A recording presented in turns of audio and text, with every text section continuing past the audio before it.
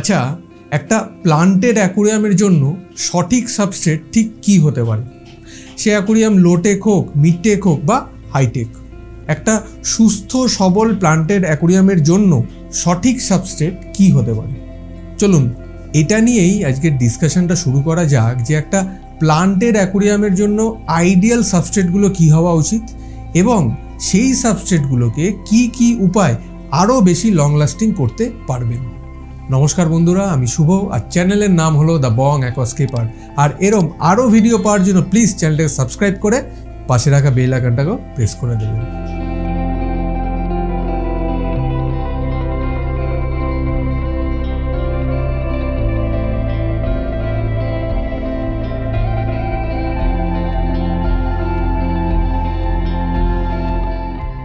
শুরুতেই বলে রাখি, আপনি যদি প্লান্টেড অ্যাকুরিয়াম করতে চান তাহলে এটা জরুরি নয় যে সয়েল বা সাবস্ট্রেটের প্রয়োজন আবশ্যক। আপনি উইদাউট সাবস্ট্রেট প্লান্টস মানে এপিফাইট প্লান্টস দিয়েও একটা সেটআপ রেডি করতে পারেন। এবার এই উইদাউট সয়েল প্লান্টস নিয়েও চ্যানেলে একটা ভিডিও আছে, লিঙ্ক আমি ডেসক্রিপশন বক্সে দিয়ে দিচ্ছি। যারা প্রথম প্লান্টেড অ্যাকুরিয়াম বানাতে চান তারা যখন একটা অ্যাকুরিয়াম কিভাবে সাজাবেন, কি কি ইকুইপমেন্টস দেবেন, স্কেপিংটা কি করবেন, সেই অনুযায়ী তার হার্ডস্কেপ মেটেরিয়ালসগুলো কি লাগতে পারে এবং কম খরচে সাবস্ট্রেটটা কি দেওয়া যেতে পারে সেটা নিয়ে একটা ভাবনা চিন্তা করেন। এবং বেশিরভাগ ক্ষেত্রে বা বলা যেতে পারে বেশিরভাগ বিগিনার্সদের ক্ষেত্রে তারা যে সাবস্ট্রেটটা চুজ করে বসে সেটা হলো স্যান্ড। কেন? কারণ সব থেকে বেশি কস্ট এফেক্টিভ সাবস্ট্রেট এটাই বলা যেতে পারে। কোনো ক্ষেত্রে আপনি এটা বিনামূল্যেও পেয়ে যেতে পারেন। এবার এই শুধু স্যান্ডে কি প্লান্টস গ্রো করা সম্ভব? আমার ব্যক্তিগত মতামত যদি চান তাহলে আমি বলবো না, হয় না, একদমই হয় না। তবে হ্যাঁ, আপনি যদি বেসিক কিছু ট্রিক অ্যাপ্লাই করেন এবং স্পেসিফিক কিছু প্লান্টস যদি ইউজ করেন তাহলে আপনি মোটামুটি একটা ভালোই গ্রোথ পেতে পারেন। এবার প্লান্টসের মধ্যে কোন প্লান্টসগুলো স্যান্ডে গ্রো করবে? এর মধ্যে অ্যামাজন সোর্ড আছে, ভ্যালিসনেরিয়া আছে, ডর্ফ ভ্যালিসনেরিয়া আছে, ক্রিপ্টোকোরিনের কিছু স্পিসিস আছে, এছাড়া আরও কিছু প্লান্টস আছে। এদেরকে স্যান্ডে প্লান্টিং করলে এরা চেষ্টা করবে নিজেকে গ্রো করানোর। তাই বলে এটা একদমই ভাবা ভুল হবে যে এরা খুব ভালো রেজাল্ট দেবে, কারণ স্যান্ডে তো কোনো নিউট্রিশন ভ্যালুই নেই। যদি নিউট্রিশন এরা পেয়েই থাকে তাহলে সেটা ওয়াটার কলম থেকে পাবে, যদি আপনি ফার্টিলাইজার ডোজ করে থাকেন, আর নয় পাবে আপনার ফিশ ওয়েস্টেজ থেকে। কিন্তু এই নিউট্রিয়েন্টসটা একদমই পর্যাপ্ত নয় আপনার প্লান্ট গ্রোথের জন্য। একটা প্লান্ট গ্রোথের জন্য সাবস্ট্রেট এবং ওয়াটার কলম দু জায়গাতেই কিন্তু নিউট্রিয়েন্ট ভ্যালু থাকাটা জরুরি।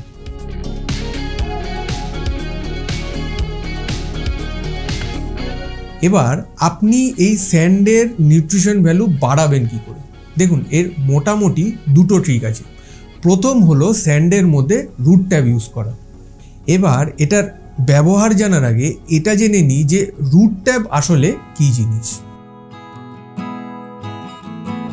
দেখুন, সহজভাবে যদি ব্যাপারটা বলতে চাই তাহলে বলবো যে একটা অ্যাকুরিয়াম সয়েলে যে এসেনশিয়াল নিউট্রিয়েন্টসগুলো মিক্স করা থাকে ওই সেম নিউট্রিয়েন্টসগুলো মিক্স করে ক্যাপসুল আকারে বা ট্যাবলেট আকারে প্রস্তুত করা হয়। এবার এই রুট ট্যাবগুলো কিভাবে ইউজ করব?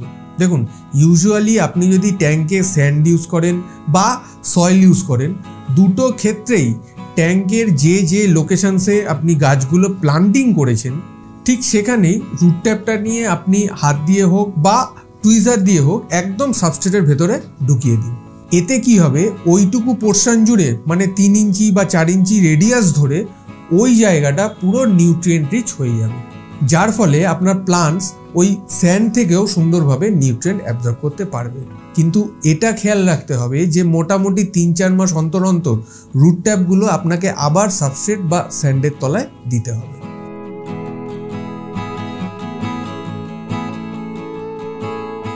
দ্বিতীয় যে ট্রিকটা সেটা আপনাদের মধ্যে অনেকেই জানেন, সেটা হলো স্যান্ডের নিচে গার্ডেন সয়েল ইউজ করা। এবার কথা হচ্ছে যে কেন আমি গার্ডেন সয়েল ইউজ করব? খুব সহজ, সয়েল মানেই তাতে তো নিউট্রিশন ভ্যালু অবশ্যই থাকবে, তাই গার্ডেন সয়েল ইউজ করব। এবার গার্ডেন সয়েল যারা ইন্টেরিয়ার লোকেশনে থাকেন তারা তো খুব সহজেই পেয়ে যাবেন, আর যারা সিটি এরিয়াতে থাকেন তারা সোজা নার্সারিতে চলে যেতে পারেন, ওখানে আপনি গার্ডেন সয়েল খুব সহজেই অ্যাভেলেবেল পেয়ে যাবেন। তবে হ্যাঁ, গার্ডেন সয়েল যেখান দিয়ে আপনি কিনছেন বা সংগ্রহ করছেন অবশ্যই খেয়াল রাখবেন সেই মাটির মধ্যে যাতে কোনো রকম সার মিক্স করা না থাকে। একদম পিওর সার ছাড়া মাটিটা কেনার চেষ্টা করবেন বা সংগ্রহ করবেন। আমি অনেককে দেখেছি, বিশেষ করে আমার বেশ কয়েকজন সাবস্ক্রাইবারের সাথে পার্সোনালি কথাও হয়েছে যে তারা গার্ডেন সয়েলের সাথে ভার্মি কম্পোস্টও মিক্স করেছে। সত্যি কথা বলতে আমি যখন পার্সোনালি ডার্টের ট্যাঙ্ক বানিয়েছিলাম তখন আমি শুধু গার্ডেন সয়েল দিয়েই বানিয়েছিলাম এবং তাতেও আমি যথেষ্ট ভালো রেজাল্ট পেয়েছিলাম। তবে আপনারা চাইলে গার্ডেন সয়েলের সাথে কম্পোস্ট মিক্স করেও ট্যাঙ্ক বানাতে পারেন। মোটামুটি এই দুরকমভাবে যদি আপনি স্যান্ড ইউজ করেন তাহলে আপনি একটা ভালো গ্রোথ দেখতে পারবেন, বিশেষ করে গার্ডেন সয়েলের ক্ষেত্রে।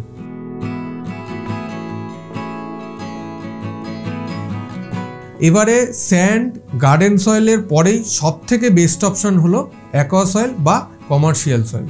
দেখুন, অ্যাকোয়া সয়েল নিয়ে আমার বিশেষ কিছু বলার নেই, শুধু এটুকুই বলবো অ্যাকোয়া সয়েল তৈরিই হয় স্পেশালি প্লান্টেড অ্যাকোয়ারিয়ামের জন্য।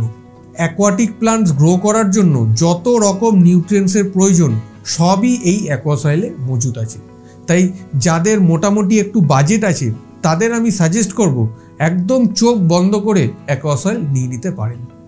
তবে হ্যাঁ, চোখ বন্ধ করে নিতে বলছি ঠিকই, আপনারা কিন্তু অবশ্যই অ্যাকোয়া সয়েল কেনার সময় চোখ খোলা রেখেই কিনবেন। কেন? কারণ মার্কেটে কিন্তু ফেক অ্যাকোয়া সয়েলের ছড়াছড়ি, অনলাইন এবং অফলাইন দু জায়গাতেই একই অবস্থা।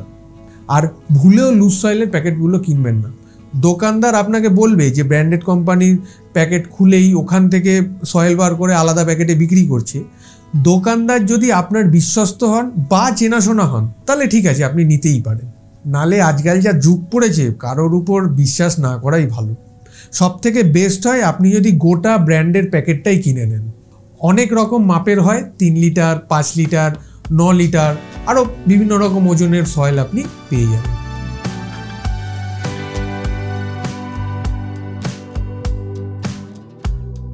সো মোটামুটি একটা প্লান্টেড অ্যাকোয়ারিয়ামের জন্য সঠিক সাবস্ট্রেটগুলো কি হওয়া উচিত আমি যতটা জানি বলে দিলাম। এবার এই গার্ডেন সয়েল দিয়ে বানানো সাবস্ট্রেট এবং অ্যাকোয়া সয়েল এই দুটো মোটামুটি কতদিন লাস্টিং করতে পারে। এটা পুরোপুরি ডিপেন্ড করে যে আপনি সাবস্ট্রেটে কী ধরনের প্লান্টস লাগাচ্ছেন এবং কতটা ডেন্সলি প্লান্টিং করছেন।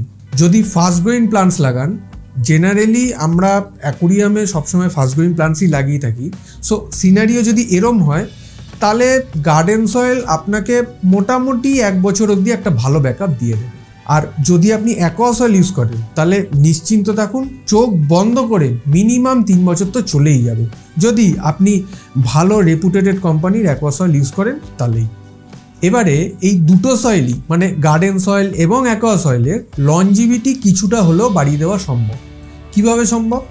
সেম প্রসেস, যেমন আমরা স্যান্ডের তলায় রুট ট্যাপ দিয়ে সেই স্যান্ডটাকে কিছুটা হলেও নিউট্রিয়েন্ট রিচ করে দিতে পারি, ঠিক সেইভাবেই সয়েলেরও বিভিন্ন জায়গায় জায়গায় রুট ট্যাপ দিয়ে আমরা গোটা সয়েলটাকে কিছু দিনের জন্য বা কিছু মাসের জন্য নিউট্রিয়েন্ট রিচ করে দিতে পারি।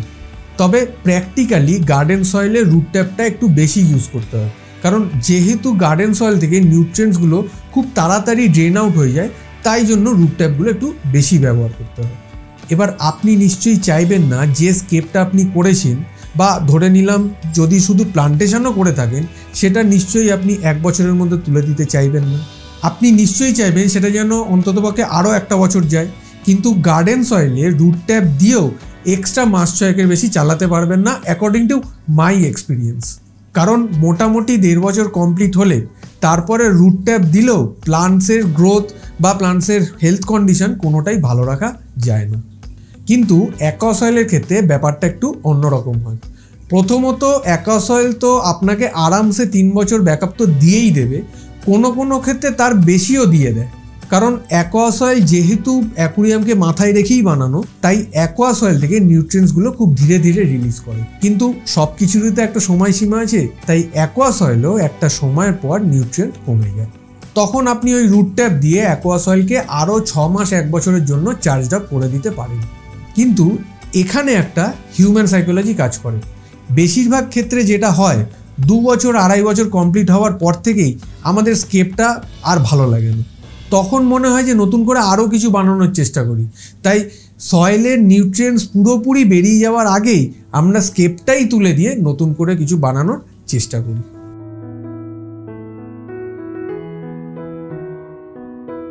সো একটা প্লান্টের অ্যাকুরিয়ামের সঠিক সাবস্ট্রেটগুলো কী হওয়া উচিত, তার সঠিক ব্যবহার এবং তার আয়ু কিভাবে বাড়ানো সম্ভব আমি যতটা জানি জানানোর চেষ্টা করেছি। তারপরও যদি সাবস্ট্রেট নিয়ে কোনো রকম প্রশ্ন থাকে অবশ্যই কমেন্ট বক্সে জানান। আর আপনারা তো অবশ্যই জানেন যে আমি সমস্ত কমেন্টের রিপ্লাই দিই। আর প্লান্টেড অ্যাকুরিয়াম নিয়ে কোনো বিষয়ে যদি আমার সাথে পার্সোনালি কথা বলতে চান তাহলে নিচে ডেসক্রিপশন বক্সে আমার ফেসবুক অ্যাকাউন্টের লিঙ্ক দিয়ে দিচ্ছি, ওখানে মেসেজ করে আমার সাথে সরাসরি কথা বলতে পারেন। শেষ করার আগে একটা ছোট্ট জ্ঞান দিয়ে যেতে চাই।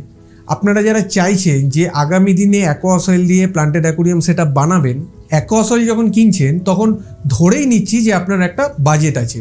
তাই আমি চাইবো যে একটা ভালো কোম্পানির অ্যাকোয়া সয়েলের পিছনে টাকাটা ইনভেস্ট করুন। কম দামে আপনি অনলাইন অফলাইন দু জায়গাতেই একটা ভালো প্যাকেজিংয়ের অ্যাকোয়া সয়েল পেয়ে যাবেন ঠিকই, কিন্তু তার কোয়ালিটির থেকে আপনার গার্ডেন সয়েলের কোয়ালিটি অনেক ভালো হবে।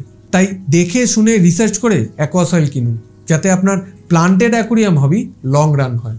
চলুন তাহলে দেখা হচ্ছে নেক্সট কোনো ভিডিওতে নতুন কোনো টপিক নিয়ে। Till then tata, bye by.